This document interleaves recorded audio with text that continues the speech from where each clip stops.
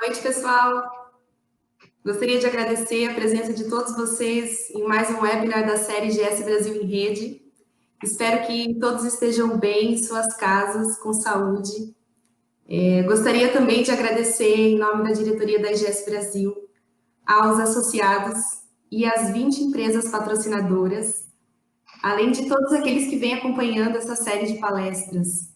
Agradecer ao canal Geotecnia Brasil pelo suporte para que esses eventos aconteçam e a ABMS pelo apoio a esse projeto. E lembrar que no dia 12 de agosto nós teremos o professor Maurício Erlich falando sobre muros e taludes de solos reforçados. E no dia 26, a professora Delma Vidal falando sobre projetos com geossintéticos, concepção e especificação. Bom, eu não vou me estender muito, vamos então para a palestra de hoje. É uma grande satisfação para mim estar aqui ao lado, mesmo que fisicamente ao lado, virtualmente ao lado, né, não fisicamente, de um grande amigo meu e excelente profissional na área de geossintéticos, que é o Júlio Zambrano Ferreira. Obrigada, Júlio, por ter aceito o convite. O Júlio é engenheiro geotécnico, especialista em geossintéticos, com experiência profissional nos Estados Unidos e aqui no Brasil. É doutor pela Universidade do Texas, com mestrado e graduação na USP de São Carlos. Atualmente é diretor de operações sul-americanas do TRI ambiental, tendo sido responsável por mais de 700 projetos com ensaios no laboratório do TRI, incluindo ensaios de interface e de conformidade de geossintéticos. Agradeço desde já ao Júlio pela gentileza de dividir conosco a sua experiência, que com certeza será muito proveitosa para todos. Eu desejo, então, a todos uma ótima palestra. E, Júlio, você tem a palavra agora. Muito obrigada. Obrigado. Primeiro, eu quero agradecer à IGS Brasil pelo convite, pela honra de estar aqui, o apoio do canal Geotecnia Brasil da ABMS. Então, obrigado pela Natália, pela gentil introdução. Então, no palestra de hoje, eu quero falar um pouco com vocês sobre ensaios para análise de estabilidade de taludes, com interface com solos geossintéticos, né? Nessa palestra, eu vou falar sobre dois casos históricos nos Estados Unidos, que aprendemos muito com eles, especificações típicas de projeto e como especificar ensaios de interface. Em que etapas do projeto esses ensaios de interface são realizados, uma descrição geral do equipamento, resultados típicos, o que esperar, né? Melhores práticas, garras, né, e acessórios, né? Garra, a gente que é do laboratório toma um cuidado enorme, quem vê o resultado final não presta muita atenção nisso, né? Então, vou trazer um pouco para vocês aqui uma parte dessa visão, né, de quem faz os ensaios, né? E, por final, ensaios de isolamento de interface multicamadas, que é uma coisa comum lá nos Estados Unidos, mas aqui no Brasil, pelo que me parece, o pessoal não está muito ciente desse tipo de ensaio que pode ser muito útil também para o seu projeto, né? Então, vamos lá, começando com os casos históricos, né? Um grande exemplo clássico, né, foi a ruptura de Cameron Hills, na Califórnia, em 88, um aterro sanitário, resíduos perigosos. Está aí uma foto à esquerda, né, você está vendo aí logo antes, né, da ruptura, ali a base exposta dele aqui, onde estão os geossintéticos, né, e aí a construção do aterro. E aí, logo depois da ruptura, olha aí a quantidade, né, de massa que escorregou, né? Foi enorme, né? Um grande prejuízo, né? Então, o que aconteceu, né? Eram cobertores de resíduos sólidos, cobertura de solo, né? Foi no início de 87, começou uma taxa constante até a ruptura, um pouco mais de um ano depois, né? Essa ruptura foi curiosa porque não teve terremoto, não teve chuva, ou qualquer evento clássico geotécnico, né, que a gente espera que faça com que ocorra um acidente dessa magnitude, né? A altura de um aterro sanitário é de 25 metros, 27 metros, quando ocorreu essa ruptura, não era exagero muito alto, né? Então, mas como é que era, né, a seção transversal, né, desse projeto, né?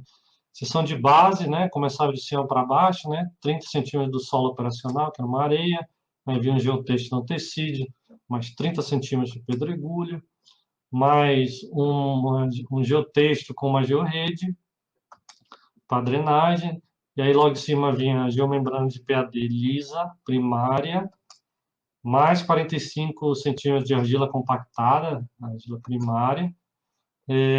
Então, essa barreira primária ali, né? Então, daí logo abaixo vem o geotexto não tecido, mais 30 centímetros de pedregulho, novamente geotexto mais georrede, e aí a geomembrana lisa secundária, e a 90 centímetros de argila compactada secundária, né? Ufa, né? Bastante. Né? Então, vamos para o talude, né? O talude, 30 centímetros de solo operacional, mais geotexto, mais georrede, uma geomembrana de PAD lisa, a primária, o geotexto com a georrede novamente, em cima de uma geomembrana de PAD lisa, aí a secundária, né? E aí 45 centímetros de argila compactada. Então, para quem já tem um olho nisso aqui, a gente já consegue ver onde que pode ser o problema, né? Agora que a gente aprendeu tudo isso, mas uma coisa já para começar, né? Tem bastante camadas de geossintéticos aqui, né? Era um aterro rígido e perigoso, mas cada vez que você coloca um geossintético, você está colocando potencialmente duas superfícies de deslizamento, né? Que pode ser fraco, né? Um em cima do geossintético, outro abaixo. Então, vamos lá, continuando. Aqui uma foto, né, desse aterro, né, durante a construção, né,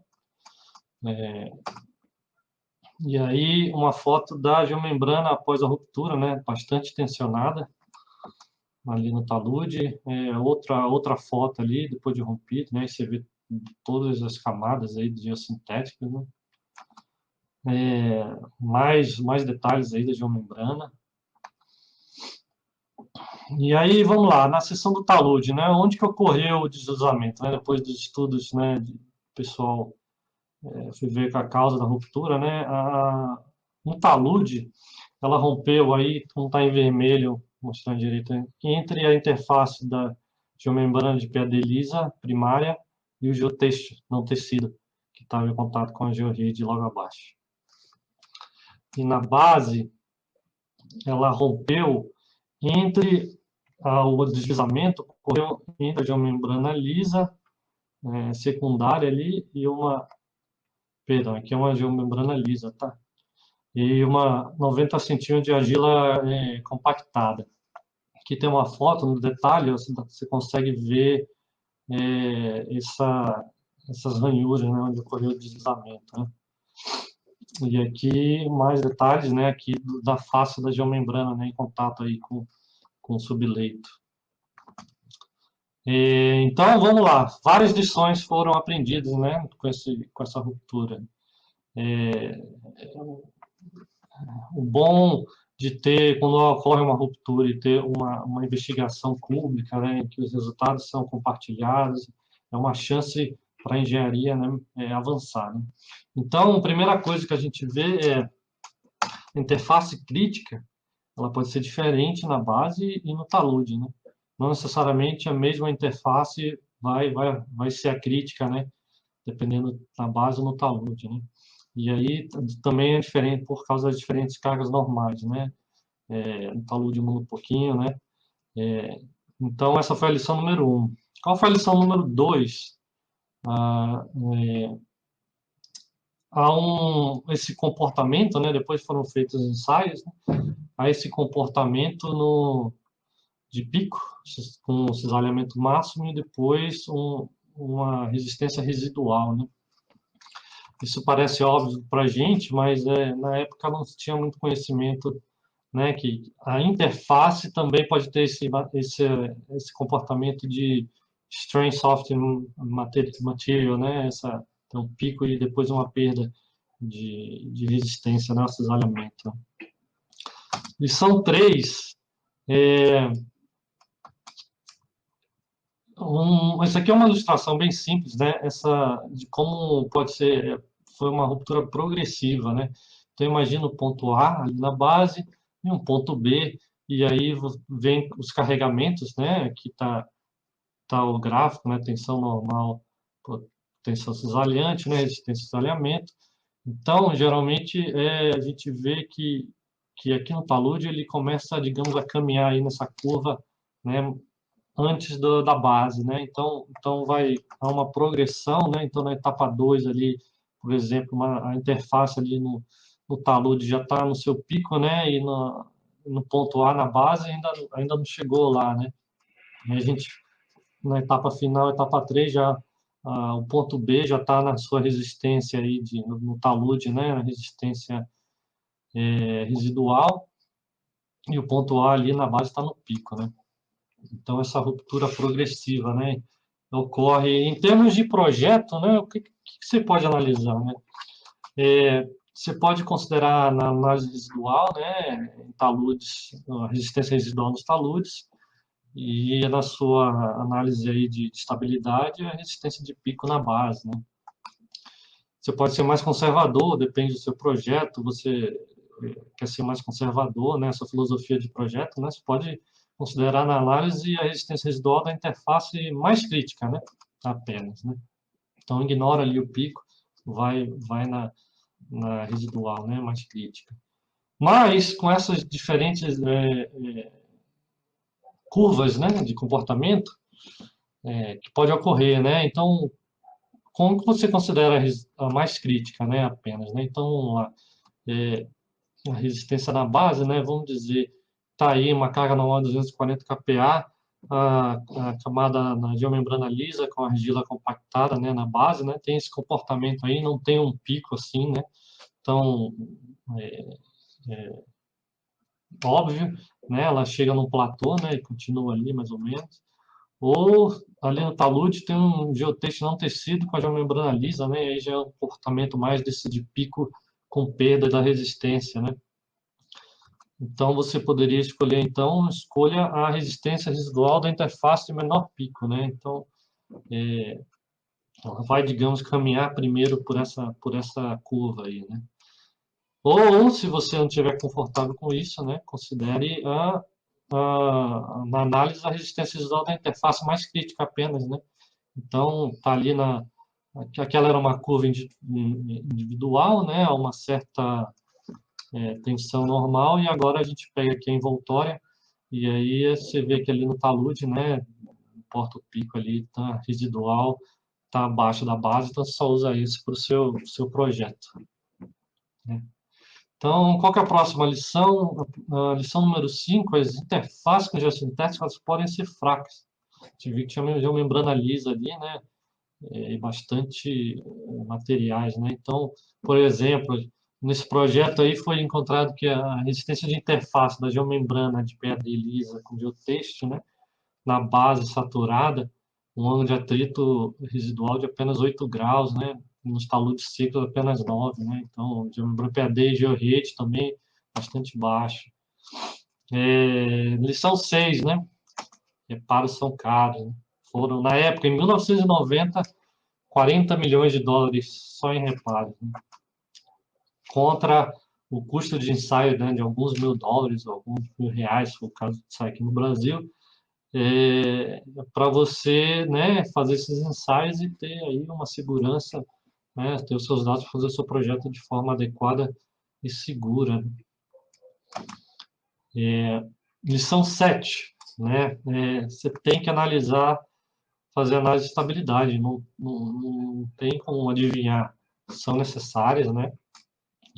Não somente na configuração final, mas também etapas de uso durante a construção, né? Que foi o caso do rompimento aí desse caso, né? Durante o uso. Então, tem que se analisar todas as situações, né?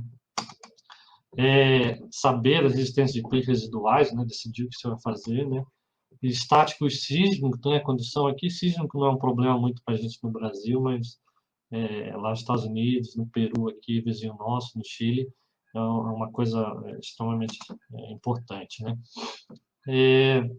Os ensaios de resistência ao isolamento também são necessários, né. É bom você usar o solo específico do projeto, né? Isso aí é uma boa prática. Tá certo que você vê na literatura aí, resistência de areia, resistência de argila. Aqui no Brasil, essa literatura, geralmente, você encontra mais dados, né, com o pessoal de fora, né? Os solos brasileiros aqui são diferentes da literatura clássica aí de geotecnia. Então, é sempre bom você fazer ensaio com o seu solo, né?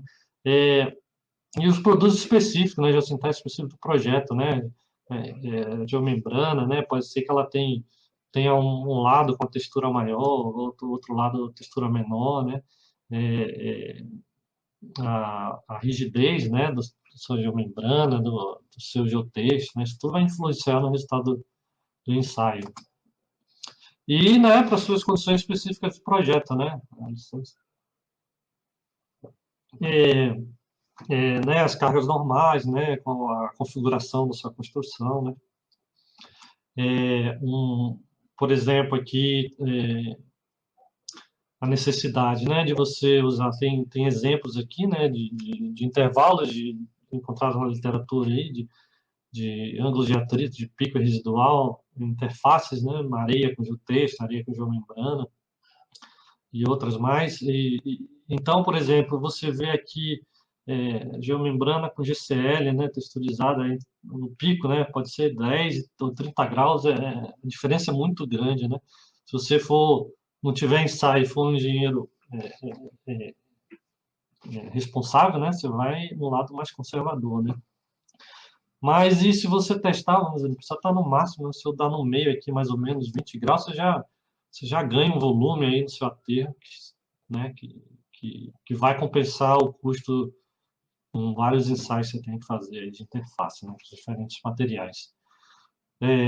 Então é legal você ver aí se tem uma coisa muito diferente, né, os resultados quando vem do laboratório com a literatura, mas só usar a literatura sem fazer o ensaio dos seus próprios materiais é a melhor prática, né? E qual que é o impacto que essa ruptura teve, né, na engenharia dos Estados Unidos, né? Lá começaram as geomembranas texturizadas, né, começaram a ser desenvolvidas mais rapidamente, né? Os ensaios de interface de laboratório com materiais específicos do projeto se tornaram mais comuns, como qualquer ensaio com solo, você vai fazer LL, LP, claro, né, não tão simples assim, mas ensaios de cisalhamento, né, do solo, né, terexial e tal, também faz ensaios de interface com geossintéticos. E aí as caixas de cisalhamento direto de grande escala se estabeleceram, né, um ensaio de cisalhamento direto de solos é uma caixa, né, pequenininha, então eu vou mostrar mais para frente aqui na apresentação essa diferença, né, de dimensões, e vocês vão entender melhor essa especialidade de ensaios com geossintéticos, né, de cisalhamento direto. E o exemplo 2 é um exemplo simples, é uma ruptura de cobertura de aterro sanitário, tinha 30 centímetros de pedregulho sobre uma geomembrana de PVC, e aqui o subleito, né? E aí tinha um GCL aqui, entre o subleito e a geomembrana tinha um GCL aqui com um lado tecido, um lado não tecido, com o lado não tecido voltado para cima, né? Em contato com a geomembrana. Tá aqui uma foto da ruptura, né? Não foi catastrófica que nem a outra, mas ensinou bastante coisa. Aqui, quando, né, fazendo a investigação, né, das causas, eles viram aqui, você consegue ver o GCL, a geomembrana unificada, mas a principal observação foi que havia condensação de água no lado inferior da geomembrana em contato ali com o GCL. Então, diante dessa observação, voltaram para o laboratório e fizeram o quê? existiam os ensaios da La Seca, né? Eles não previam né, tá saturado isso aí. E aí fizeram o mesmo ensaio, só que borrifaram com água, né? Jogaram spray de água na geomembrana, no contato ali com GCL. E olha aí a grande perda de resistência, né? Ao cisalhamento, né? Então, isso pode ser impactante, né? Então, você tem que pensar sobre isso, né, no seu projeto. Lição, né? As geomembranas colocadas sobre subleito solo ou sobre GCL, sobre subleito, pode ocorrer condensação na face contra o solo, né? Depende também do clima, né, da região. Lá nos Estados Unidos é mais comum ter uma grande diferença, uma diferença maior, né, entre a máxima e a mínima, mas aqui no Brasil também ocorre algumas variações, principalmente na região sudeste e sul, né? Então é sempre bom a gente estar aqui no Brasil também atento para isso, né? E isso significa que vai ter uma menor resistência de interface, é muito fácil e você pode simular em laboratório isso, né? Então é uma condição que a gente tem que ficar sempre atento. Então vamos lá, terminamos as lições, né, os casos históricos. Deixa eu mostrar algumas especificações típicas de projeto, né, e como especificar aqui os ensaios de interface. São muitos detalhes, né, mas vamos lá. Exemplo de especificação de projeto, né, você faz ali uma envoltória e aí você diz, olha, está aqui, né, a envoltória, né, tensão normal, só tensão, resistência ao cisalhamento. Qualquer ensaio aqui, ponta abaixo aqui dessa linha, não aceito, né? Acima aqui, beleza, tá ok, né? Você pode delimitar, né, a sua envoltória, né? É uma regressão matemática, né? Não é exatamente uma coisa física. Pode ser que seja física, que tenha essa coesão, realmente pode ser que não, né?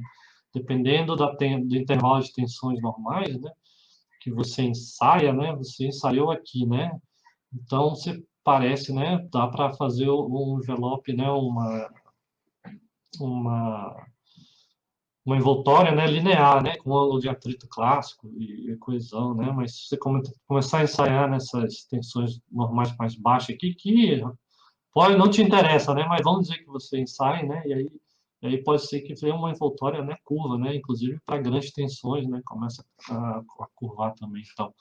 Então, muito atento, né, ao intervalo de tensão em que você está ensaiando aí, que é válido, né, para o seu projeto. Outra forma que é comum, aí você esquece a coesão, né, esquece ter que delimitar uma equação de uma curva, né, ou de uma reta, você delimita ângulo de atrito secante, né, e aí você fala, ó, nessa tensão normal, desculpa aqui o erro, tem que ter essa resistência ao cisalhamento, né, então aí é uma resistência ao cisalhamento em KPA, né, e aí você consegue, né, definir facilmente dessa forma, né. Se você quiser simplificar, né, for uma envoltória curva, você pode também, talvez, fazer uma composição, né, de duas retas, né, uma aqui e outra aqui, né, ou se não te interessar, que te interessa mais ou menos, né, veja que a simplificação aqui de uma reta não está modelando muito bem, né, o comportamento aí dessa interface, né. Vamos lá. E que parâmetros, né, você pode especificar, né? Precisa dos componentes e orientação deles. O solo, quando você está envolvido no solo, né, obviamente parâmetros de compactação, a unidade que você quer de compactação, qual a densidade seca, como você quer que seja compactado, as tensões normais, né, você quer 3 tensões, 4 tensões normais, sobrecargas, adensamento, tempo de espera, né, você quer que seja coloque a sobrecarga, né, se for uma argila, né, espere aí 24 horas, 2 de 48 horas, para ver se há algum adensamento, né, dessa camada, para depois aí começar o cisalhamento, né? Ou põe, se for uma coisa seca, né? Talvez você quer ver essa compressão ali imediata, né? Põe 1 hora, espera e aí faz o cisalhamento, né? Então dá para fazer tudo isso. E a velocidade de cisalhamento, né? Que é bastante importante, né? Perdão. Ou, né, você faz uma investigação, caso seja uma preocupação, né, se tem um solo muito fino, determinar essa velocidade de cisalhamento, né, por ensaios adicionais, né. E outras instruções especiais, né. Então, em termos de componentes de orientação, né, vamos dizer que talvez a geomembrana venha com um lado da altura de aspereza, né, a geomembrana texturizada, um lado maior, tem uma textura maior que o outro lado, ou um lado é liso, o outro é texturizado, né? Então, vai influenciar como você vai instalar no campo, né? Você vai desenrolar a geomembrana dessa forma aqui, né? Ou então dessa outra forma aqui, né? Puxando aqui, suspendendo, né? Isso tudo tem impacto direto, né? Na prática de instalação também do seu projeto, né? Você põe uma geomembrana aí contra uma argila, né? Compactada, qual que é o lado que você põe, né? É melhor ensaiar os dois lados, né? Para ver, né? Qual talvez se adeque melhor, né? Mas aí também tem um contato da geomembrana com o outro lado. A geomembrana tem um lado texturizado, né? Contra o GCL, né? O GCL, aqui você pode também decidir o GCL, né? Com geotexto tecido, né? O geotexto não tecido, né? Para cima ou para baixo, né? Então, você pode, a mesma coisa aqui vai acontecer com o GCL, aqui nessa escolha, né? Com a geomembrana. Então, isso tudo é coisa para a gente ficar atento. O solo, né? Então, se cola, às vezes tem um solo que é extremamente úmido, né? Quase uma lama, você quer que jogue de uma altura apenas, especificando, simulando como se fosse um uso em campo, né? Qual que é a umidade e densidade seca de compactação, né? Obviamente, e o grau de compactação, né? A umidade ótima, né? Às vezes é bom você, o próprio laboratório que está fazendo esse ensaio de cisalhamento, fazer um ensaio de compactação, que aí não tem problema, né? Não pode dar conflito, né? Você dá um dado aí vendo de um outro laboratório e aí o pessoal não consegue chegar na densidade lá no ensaio de interface, né? O processamento do material em laboratório, né? Tem que ser representativo do campo. Quando você está usando, saindo pedregulho, né? Aí já é um problema de dimensões, né? Então tem que pensar, ver bem aí. Às vezes não dá para usar o diâmetro máximo, né? Nesses ensaios, né? Então você vai ter que fazer o treinamento, tem que pensar direitinho junto com o laboratório isso aí, né? Tensões normais, né? 50, 100, 400, 2000 kPa, né? O que você quer fazer? Tipicamente 3 a 4 tensões, né? Você usa 4, você consegue ver melhor se é uma interface, né? Uma envoltória tende a ser curva, né? O intervalo de tensões do projeto, né? Sem extrapolação, exceto para tensões de 5 kPa, né? Que aí é muito baixa. Talvez o ensaio de rampa seja melhor nesse caso. Vou falar um pouco disso mais na frente. As sobrecargas, né? Adensamento, tempo de espera, né? Como eu falei, contém o GCL, né? Você quer que, para hidratar o GCL, antes de fazer o carregamento, né? A interface, né? Seja seca, submersa, borrifada com água, como eu falei, ou qualquer outra condição que você queira, né? Para o seu projeto, né?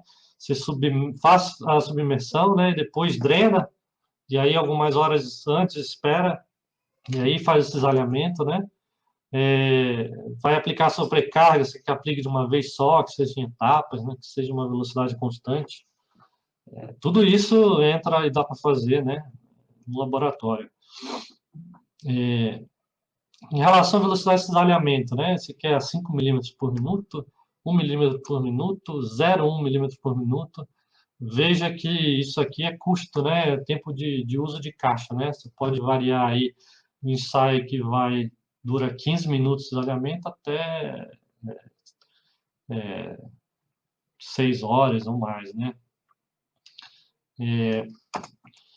Ou, né, se for um solo, né, muito fino, quer fazer obter o coeficiente, né, de adensamento, e você quer ter certeza, né, para evitar que haja geração de pressão neutra, né, durante o seu cisalhamento, né. Temos instruções especiais, né, de novo, né, submersa com drenagem antes, né, de iniciar o cisalhamento, se submerge com líquido de mineração, por exemplo, né, eu não vejo só água, né. Se quer argamassa, né, preparar em uma das caixas, né. Então tem tudo isso aí que você pode fazer, né. Bom, terminada essa parte, que etapas do projeto, né, as interfaces de geossintese são ensaiadas? Pode ser durante o projeto, durante a seleção de material, a qualificação, ou durante o ensaio de um projeto já em andamento, né? Frequentemente, durante o projeto, né, não, é frequente que é ignorado esses ensaios, né, e o projeto já foi feito, né, o que não é bom, obviamente, né? Cuidado com materiais diferentes, né? Como falei antes, depois que você fez o projeto, se você foi na literatura e foi conservador, né, por segurança, né, você não tem os dados, o custo do projeto não é otimizado, né? Durante a seleção de material, qualificação é frequentemente realizado por fabricantes ou construtoras, né? Tá ali o projeto pronto e tal, eles querem mostrar que os materiais deles atendem, né, as demandas do projeto, e aí você vai, ou, né, eles estão tentando, né, encontrar materiais que mais se adequam ao projeto, né? É comum fazerem vários cenários, né, de seção transversal, né? E aí, quando o projeto já está em andamento, obviamente, a programação é um desafio, né, desses ensaios, né? Eu estou na correria, né, e o programa de ensaios é reduzido, né, para dar tempo, né, de ter alguma informação que necessite, né. Bom, em relação, agora eu falei muito sobre, né, os aspectos aí de projeto, vamos entrar em mais detalhes com relação ao equipamento, né. Ensaios de alinhamento de interface são dois comuns aí, né, com normas, é o ensaio de rampa, ou de inclinação de plano, e o ensaio de alinhamento direto, né. O ensaio de rampa está à esquerda, o ensaio simples, ele é indicado para baixas cargas normais, né. Dá para fazer você vê na literatura aí esse ensaio mais elegante, digamos assim, maiores dimensões, né? Isso aí são as dimensões de norma, mas quanto maior a dimensão, melhor. Dá para colocar uma célula de tensão ali para medir o tensionamento da membrana, por exemplo, embaixo, né, durante o cisalhamento, né?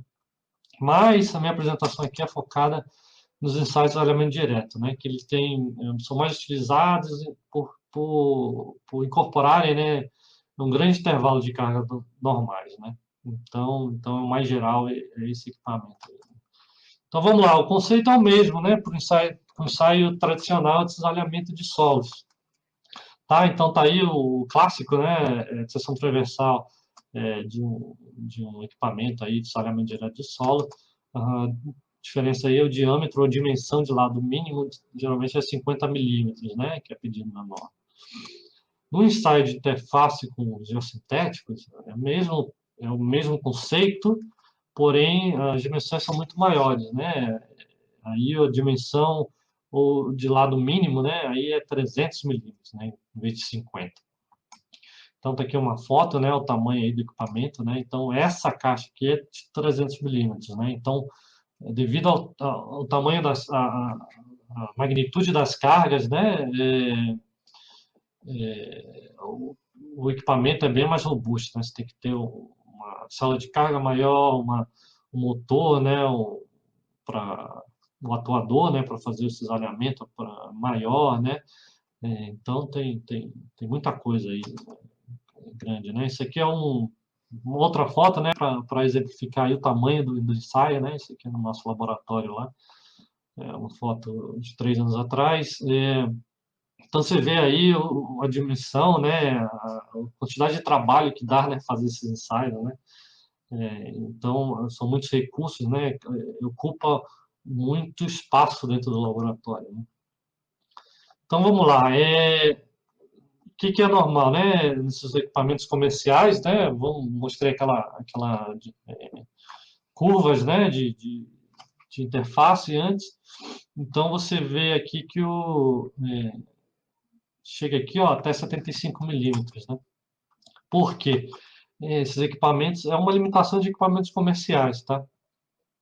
Deve ter aí na pesquisa, né?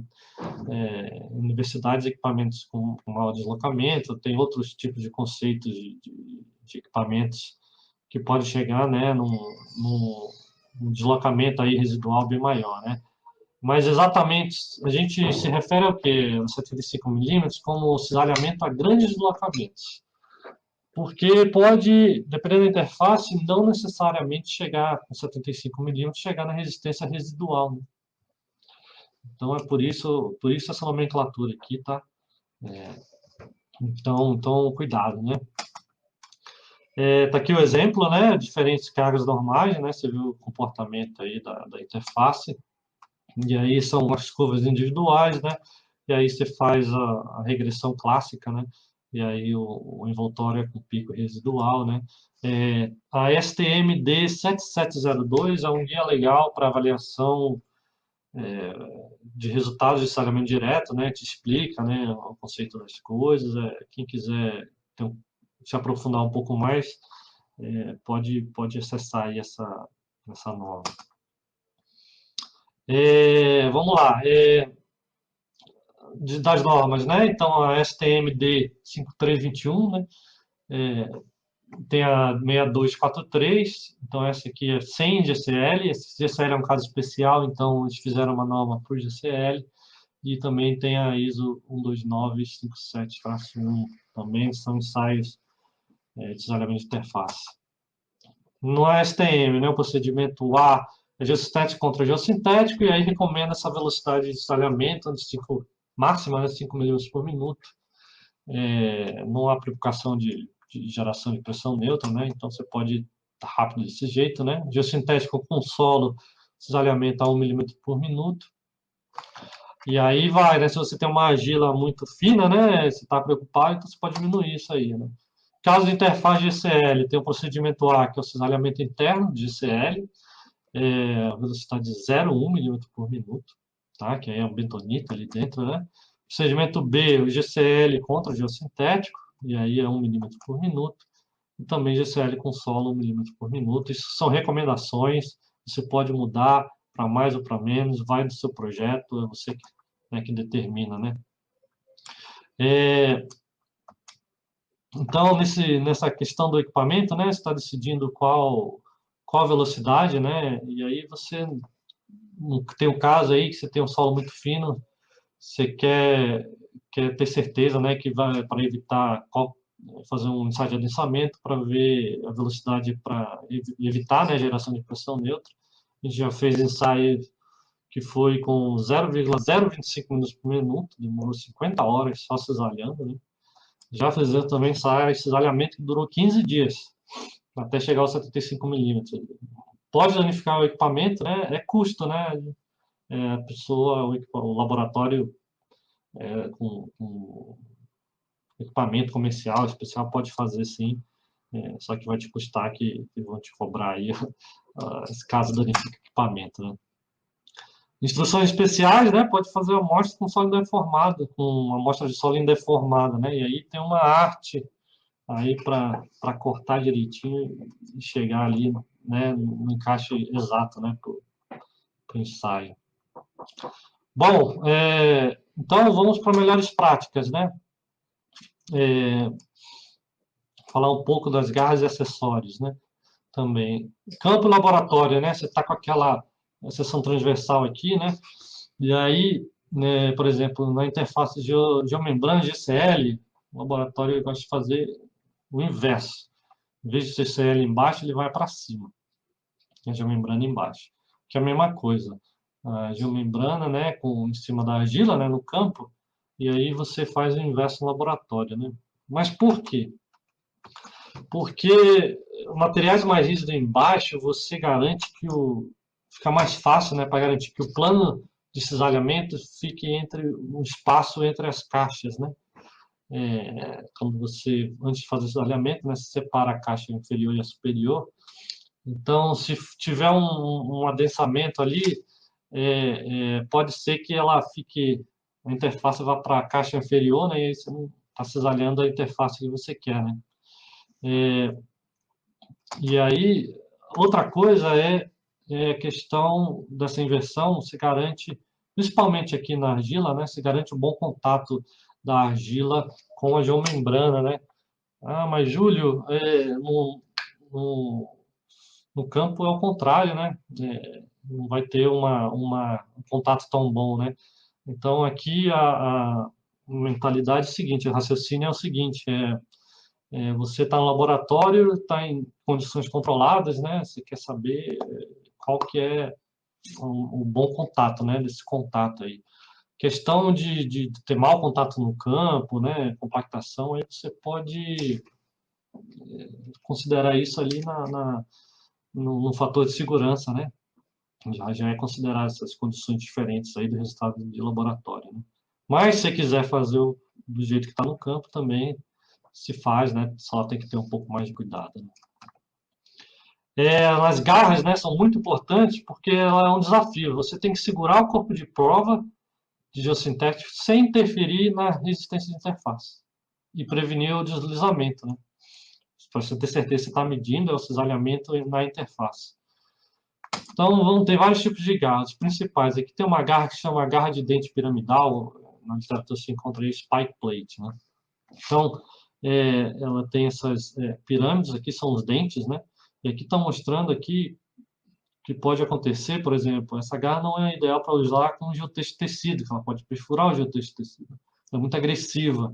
No geotexto não tecido, ela também pode, né? Mesmo que seja um geotexto não tecido grosso, dependendo da altura aqui, né, desse dente, ela pode, né, ir para a interface e te dar um resultado enganoso, né?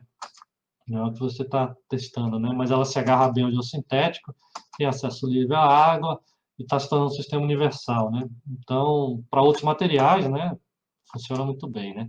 O padrão aí é ter altura de dente, né, entre 0,75 e 1,5 mm.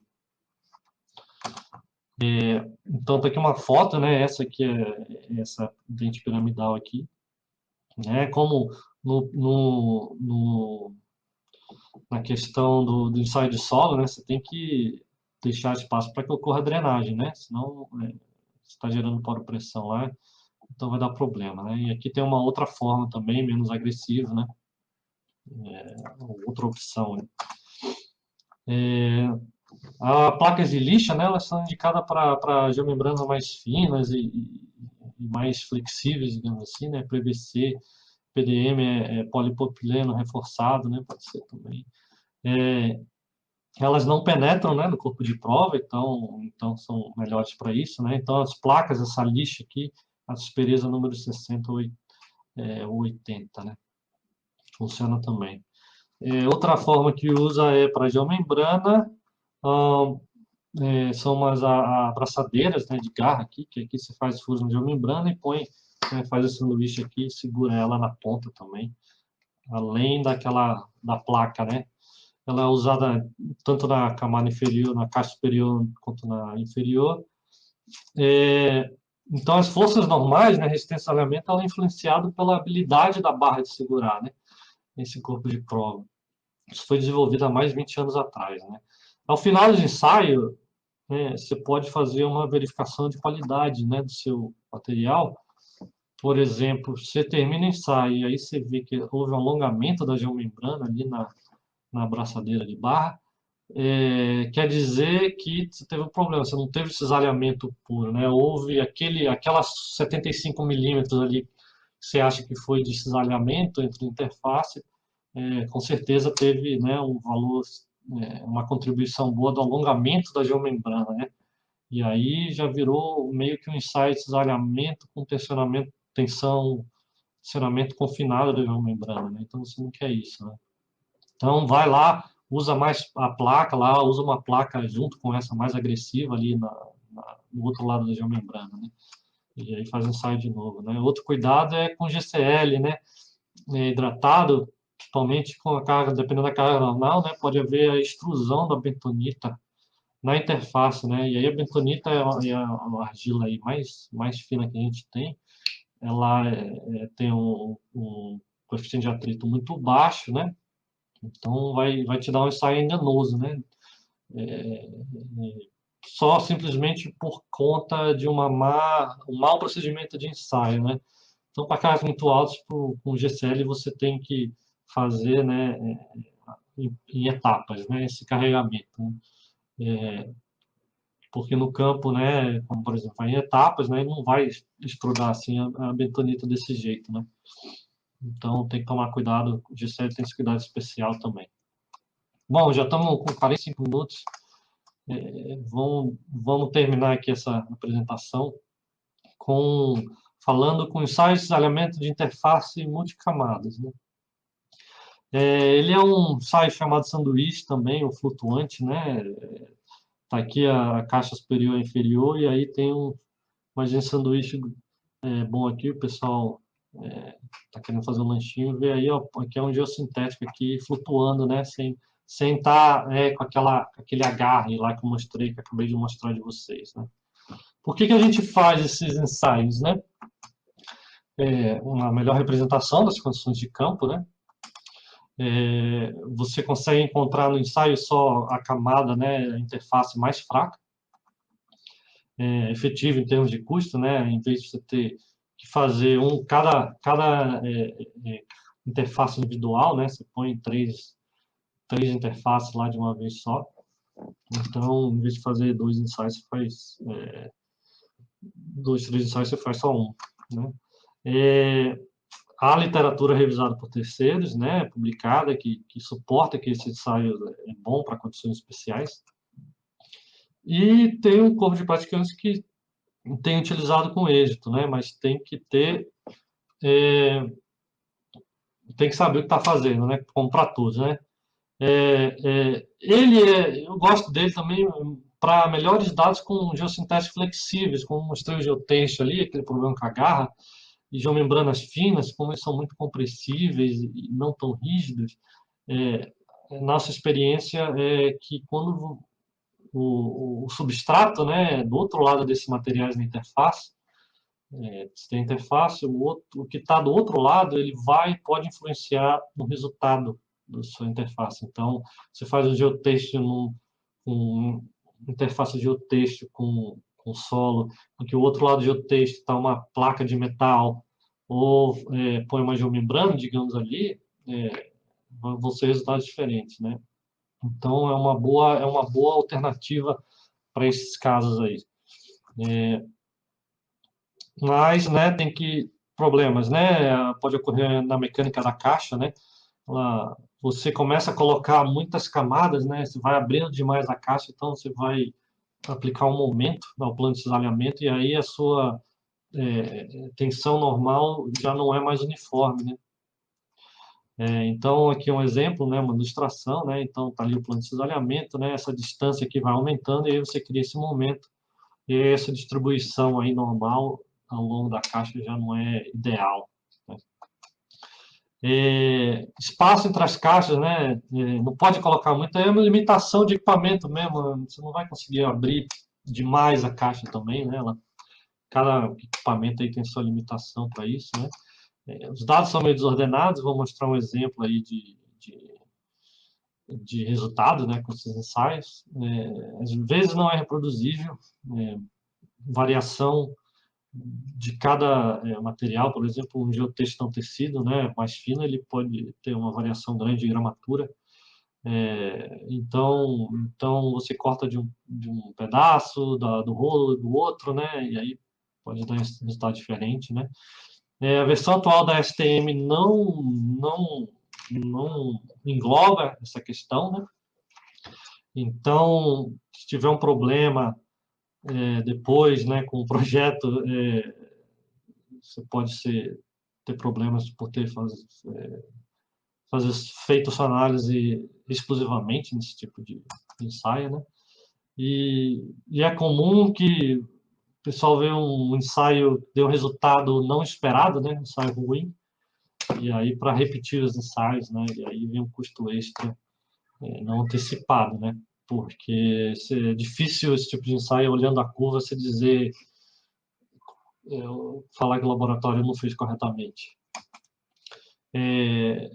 Então, eles frequentemente, o programa de ensaio de camada não incorpora o ensaio de interface única. Então, essa aqui é uma recomendação mesmo de fazer ensaio multicamada e fazer também com interfaces, né, únicas, né, só um de outro sintético contra o outro, por exemplo. E aí você pode comparar, né, ter uma ideia melhor do que está acontecendo, né? Então, vamos lá.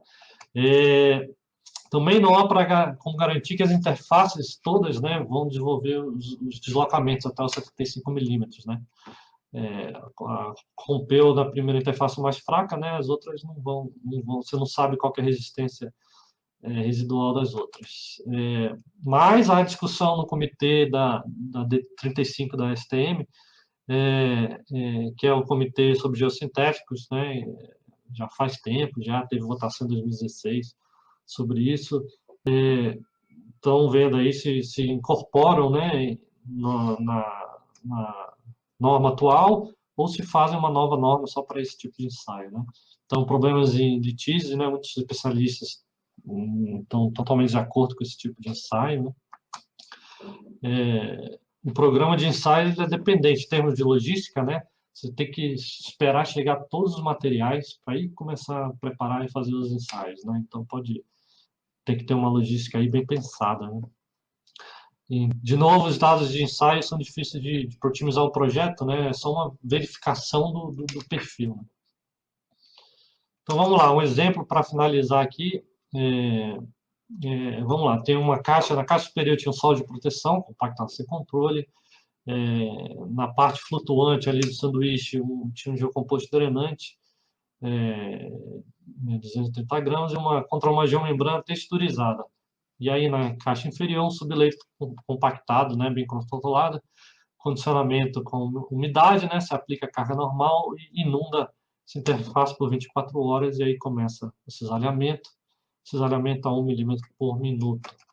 Então, essa foi a curva que a gente teve, né, a tensão, as diferentes tensões, né, e deu um negócio, uma curva meio estranha, né, ela não tem aquele pico, não é aquela coisa bonita que estava mostrando antes ali, né, da norma, você vê em literatura, né. Então, por que estava assim, né? E é uma coisa importante nesses ensaios, o laboratório observar onde que ocorreu o deslizamento, né? Então, vamos lá. Tá aqui os dados, né? Isso aqui é um quadro padrão aí de um relatório com os resultados, né? Então, tá aqui o pico, né? O ângulo secante, né? Esse grande deslocamento. Aqui a altura de aspereza, né? Daquela geomembrana flutuante, lado superior, lado inferior, né? Só um adendo aqui, é importante nos ensaios, né, você, com geomembrana texturizada, você atentar para isso, né, que às vezes pode haver uma grande diferença de uma carga normal para outra, e aí, apesar de ser mesma bobina, o corpo de prova tem uma altura de aspereza diferente, significativamente diferente. Então, quando você olhar essas curvas, você tem que levar em consideração isso, tá? Aqui não, aqui tava bem, tá bem homogênea essa altura de aspereza, né? Apesar dessas curvas aí individuais não serem, né, bonitinhas, né? Ali na envoltória, né, ficou bacana, né? Tá bem alinhado, tá legal, né? Mas o que ocorreu? Na carga de 240 kPa, o cisalhamento foi na interface geocomposto geomembrana. E nas outras cargas, a ruptura ocorreu na geomembrana com solo. E aí a gente tem uma ideia melhor, né, do que ocorreu. Então, aquelas curvas feias lá não foram exatamente... Não quer dizer que foi um ensaio mal feito. Bom, com isso eu encerro aqui. Muito obrigado.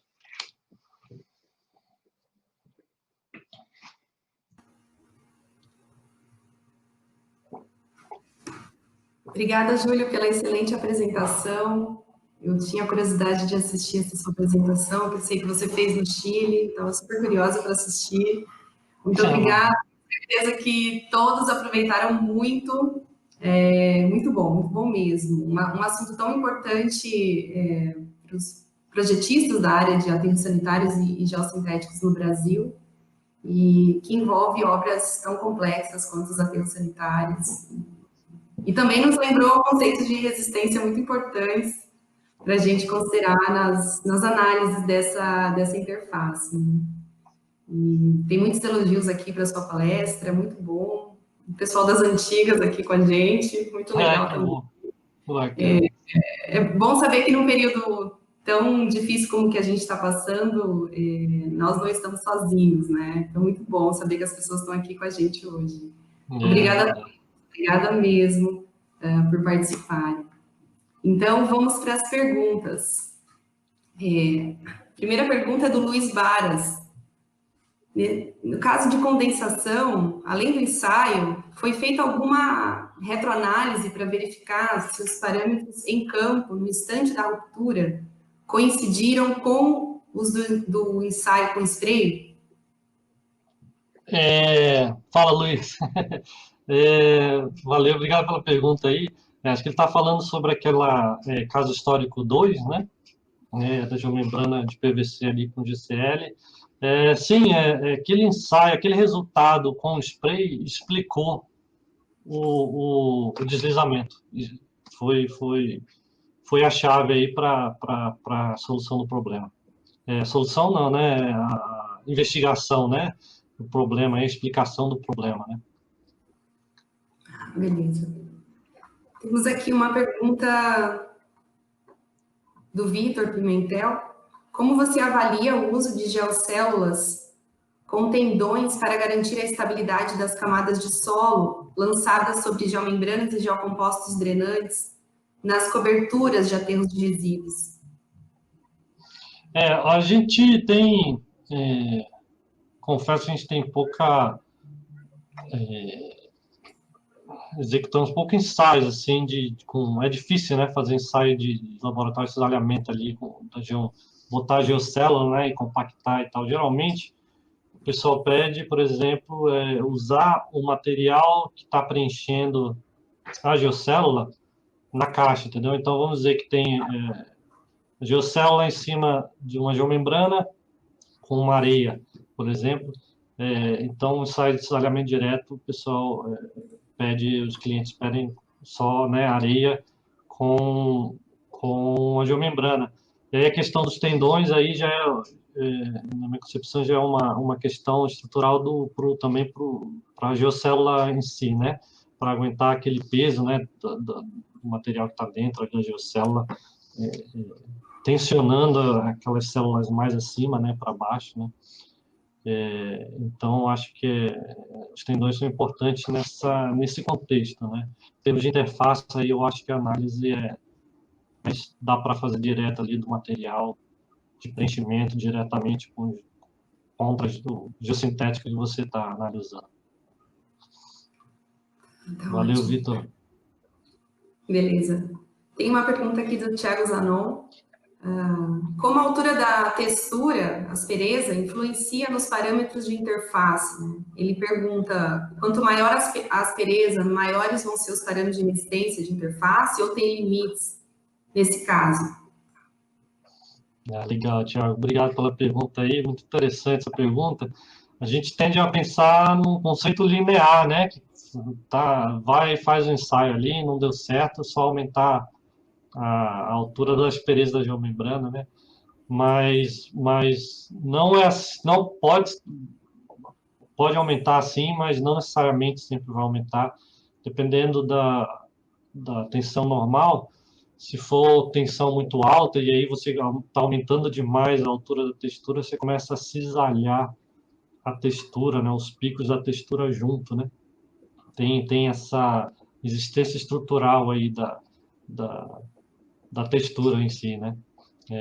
Então tem que ensaiar, né? Não é resultado, chegou um ensaio ali, deu o resultado, não deu certo, vou aumentar aqui, vai dar certo, tem que testar de novo para saber isso aí. Muito boa pergunta, obrigado, Tiago. Obrigada. Tem aqui uma próxima pergunta, Edwin Fernando Ruiz. Como avaliar o comportamento da interface em condições sísmicas? Aí já é um pouco fora do meu quintal. Geralmente, há ensaios aí na literatura cíclicos, né? São bem elaborados, bem elegantes, mas em forma também de análise é comum fazer um ensaio estático e aí na sua análise de estabilidade de talude adicionar uma força horizontal ali, gravitacional, de aceleração G, né? E aí você faz ali a matemática ali, a geometria ali da sua análise, né? Da cunha ali e considera essa força horizontal que ela vai, da forma que ela vai fazer para diminuir ali a resistência. E aí você avalia também contra um fator de segurança diferente também para a situação sísmica. Sim. Eu vou aproveitar, então, e vou fazer uma pergunta. Eu gostaria de saber qual lado do GCL, no caso de GCL tecido ou não tecido, né, é mais comum de ser usado em contato com o solo, ou se isso sempre vai depender da interface mais crítica ou mais fraca, né? O mais comum às vezes tem coisa depende do fabricante, né? Para mim, o mais comum, eu acredito que seja o lado tecido, né? Mas eu já vi várias aulas também, a instalação sendo com o lado não tecido, né? E tecido para cima, depende do quais são as camadas, né, que estão embaixo e em cima, né? Se é uma argila, só uma geomembrana, se o GCL está encapsulado, né? Se você precisa de uma resistência muito alta, aí você já coloca de interface alta, aí você coloca não tecido nos dois lados, né? Então depende do projeto, né? Desculpa, não, não tenho uma resposta direta assim para isso. Imagino, imagino. Aproveitando, então, o assunto de GCLs, tem uma outra pergunta do Vitor. No caso de ensaio multicamadas com a presença de GCL comum dos geossintéticos, é possível determinar se o cisalhamento interno do GCL é a interface mais crítica? Dá. Aí vai ser, dá para, na hora que a gente desmonta o ensaio, é um procedimento padrão do laboratório, a gente visualizar e ver onde que ocorreu, né? Isso aí. Na curva, pode ser que ele dê um comportamento com meio de serra, assim, né? Que você vê que tá arrebentando ali o reforço entre os GCLs, né? Os geotextos, né? Mas às vezes, dependendo da carga normal, você nem vê isso, né? Então, principalmente visual também. Entendi. Valeu. Aproveitando, então, esses ensaios, o Paulo Rocha pergunta: quanto tempo é necessário para a realização de um ensaio multicamadas, desde a tomada das amostras, o envio, né? E como esses resultados obtidos nesse ensaio podem contribuir para o projeto? Bacana, Paulo. Valeu.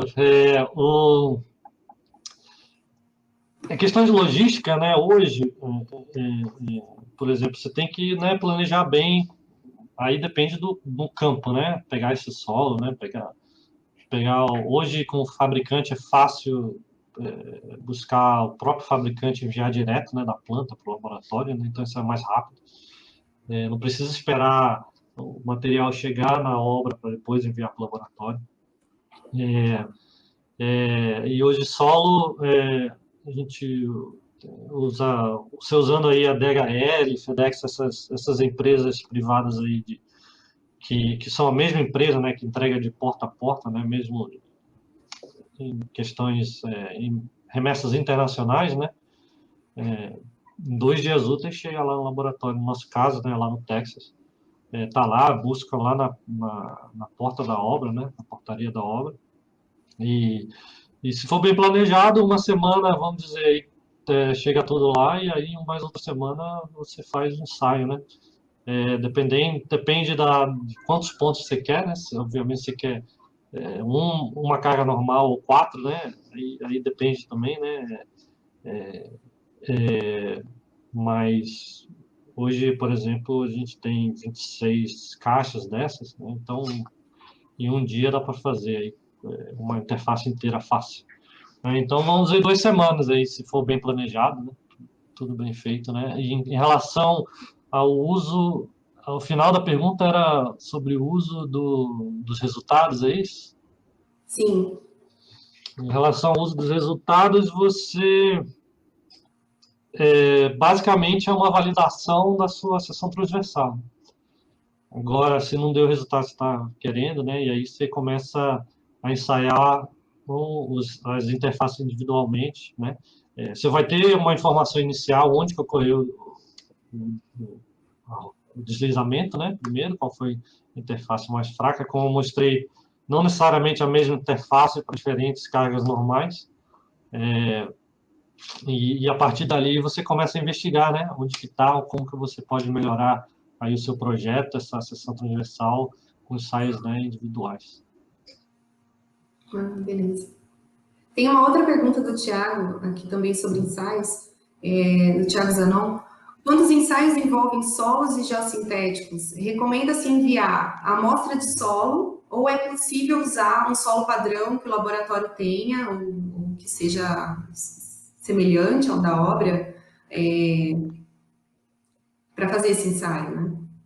Valeu, Thiago. Obrigado. Outra pergunta muito interessante. Um desafio que a gente ocorre também, né? Que às vezes, em termos de tempo, né? A jazida ali não está definida, por exemplo, mas sabe mais ou menos o tipo de solo, né?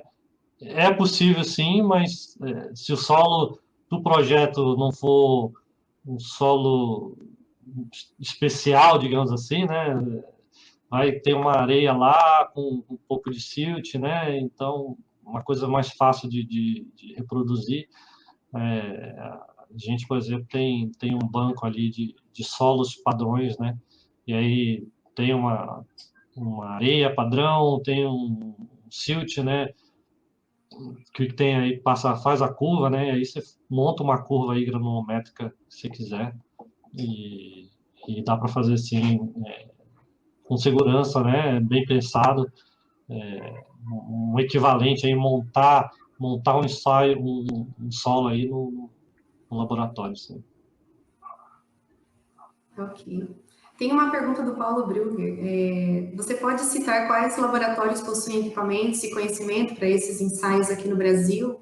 E eu vou já emendar uma outra pergunta, para você falar um pouco da experiência com os projetistas quanto à demanda de ensaios de interface aqui no Brasil, né? Como tem sido, se o pessoal está fazendo, como é. Em relação à primeira pergunta, né, laboratórios, né, fica uma posição meio difícil para mim falar, né, que eu trabalho com uma empresa, né, um laboratório que faz isso, né, a empresa é brasileira, mas o laboratório fisicamente está localizado no Texas, né, então, mas a gente usa esse esquema aí com a DHL, por exemplo, que 2 dias chega lá, que eu tenho conhecimento da escola onde eu estudei, que é na USP em São Carlos, mas foi 2 anos atrás eu visitei lá, eles estavam montando um equipamento grande e tal, mas eu não sei se eles estão operando, né? Provavelmente tem outras universidades brasileiras, né, que possam fazer esses ensaios, né? Comercialmente, no Brasil, eu desconheço, confesso que eu desconheço. Pode ter, mas eu não conheço, né? A outra pergunta era sobre os projetistas, né? Isso.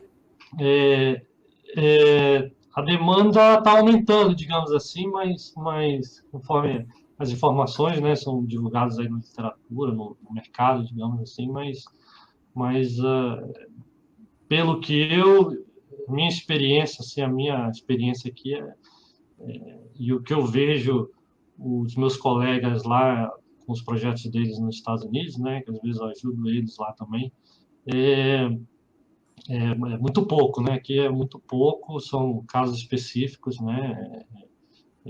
Geralmente mineradoras, né? Aterros sanitários, só uma outra, né, empresa faz, né? Tem uma grande empresa que tem feito alguns recentemente, mas com a gente, mas não sei, pode ser que estejam fazendo aí por fora, né? Mas em outros lugares, mas é pouco. Eu acho que o pessoal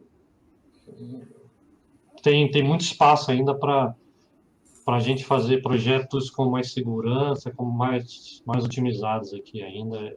Pelo menos na literatura brasileira aqui que eu vejo, não tem muito, não. Tem muito a ser feito ainda aqui, né? É, Principalmente a alta demanda que a gente tem de construção de aterros, assim, muito a ser feito ainda. Ótimo. Tem uma pergunta do Nelson Sanches. Segundo a sua experiência em relação aos resultados de laboratório e o comportamento da obra, se existe alguma referência da relação típica entre esses resultados, né, o que se espera? sim, né? Esse é o estado da arte hoje, né?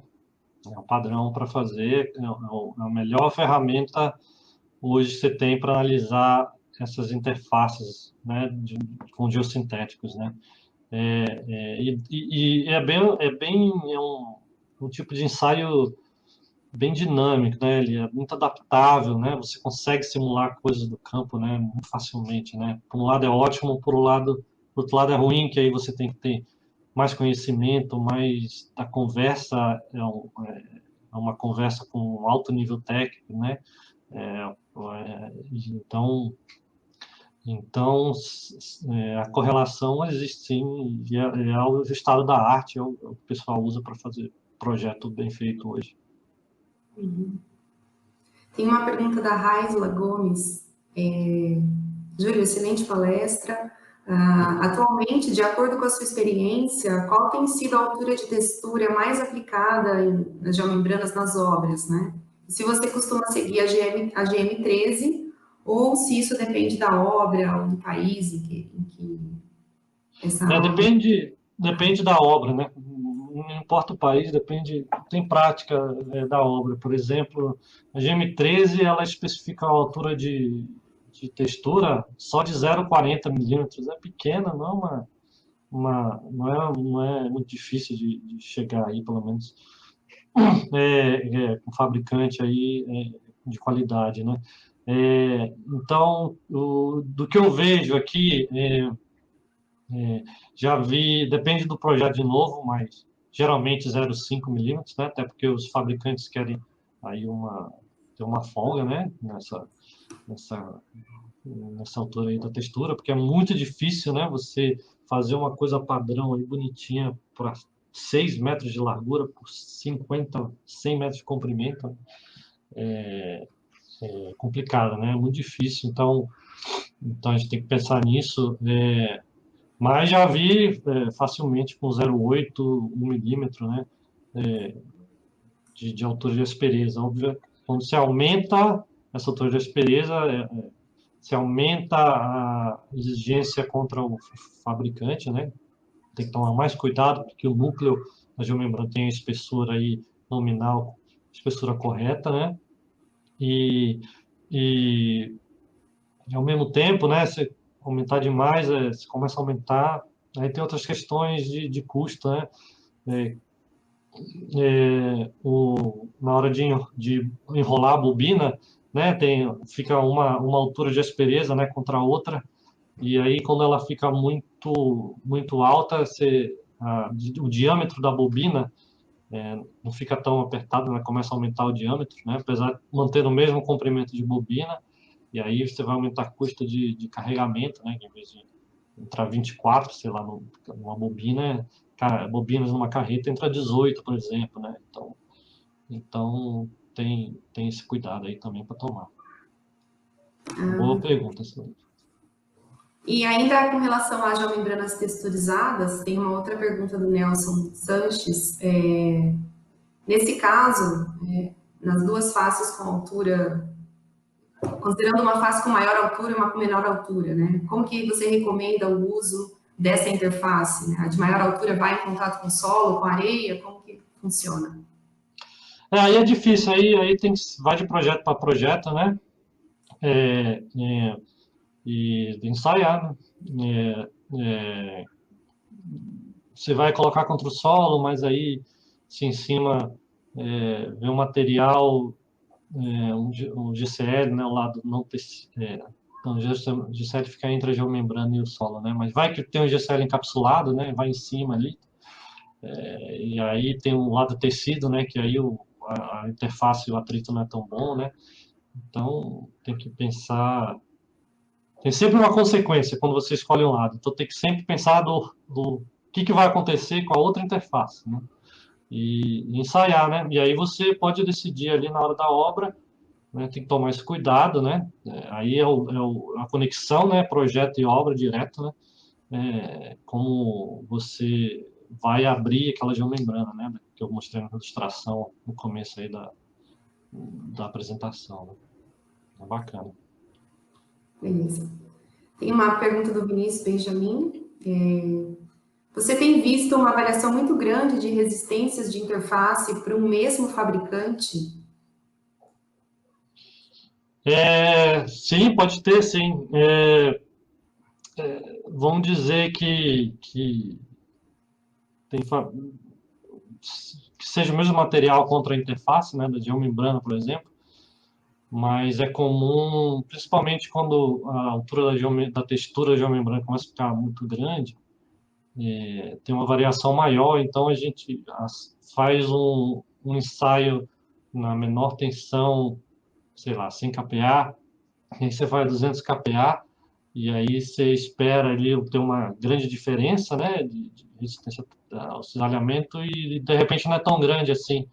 E aí você olha ali na altura da textura do 200 kPa, em vez de ser 0,9, era 0,6, 0,5, né? Então isso aí vai influenciar, assim, dentro, a gente já viu sim, e ocorre com qualquer tipo de geomembrana. Tá? Ainda na questão de dupla textura, o César Botelho pergunta, no caso 1, foi utilizada de uma membrana lisa. Isso poderia ter provocado a ruptura? Caso tivesse sido utilizado uma dupla textura, essa ruptura poderia ter sido evitada? Obrigado pela pergunta, bacana. Sim, foi lisa, né? Na época não tinha esse desenvolvimento da texturizada.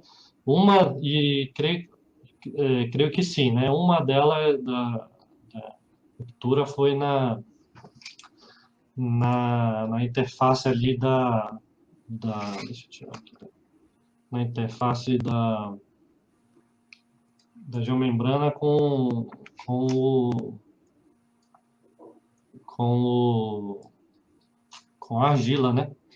Então ela, com a textura ali, eu acredito que ela teria sim evitado essa questão. Tá. Tem outra pergunta do Nelson Sanches, bastante pergunta aqui. Qual é a altura de textura ou espaçamento de asperezas que apresenta melhores resultados de resistência? A altura de textura com espaçamento de aspereza? Ou espaçamento de asperezas? Ah, tá. Bom, de novo, né? É difícil dizer assim, né? E ponto, né? É uma questão de espaçamento, eu acho que aí varia entre espaçamento de aspereza, aí varia entre o processo de fabricação da geomembrana, né? É matriz plana, né?